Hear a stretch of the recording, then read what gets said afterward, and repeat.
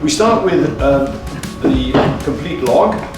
We convert this with a circular saw. From the square, we would then convert into strips. For designs we're doing regularly, we would use a template. And what you can do, you can put your template on the actual wood itself and then mark around that template.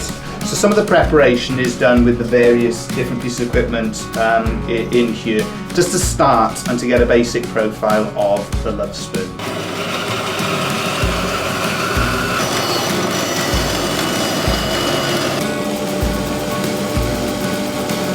Next thing, we've got to take these shapes in and around our daffodil and in and around our hearts. We've got to take those out. So the first part of that process is to use the pillar drill. So we drill a hole down. And the idea with that one is afterwards we will move on to our scroll saw and we will be able to feed that blade of the scroll saw into those holes and then cut out that basic profile.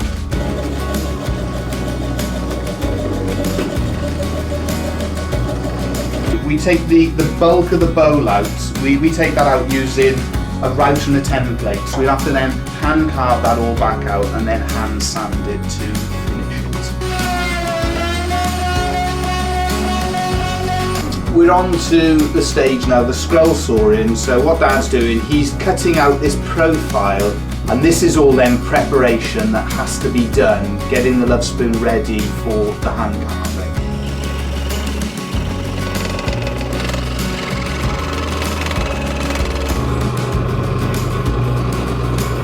This piece of wood that we've chosen is a piece of oak.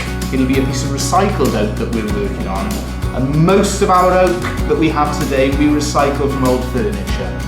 And as always, there's a little bit of a story that runs through all of the Lovespoons. So one interpretation for the daffodil, it's a national emblem of Wales, of course. So it's important from that point of view.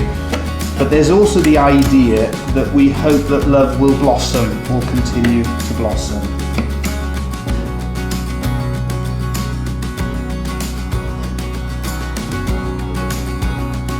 3 coats of shellac sand and sealer will go on this one.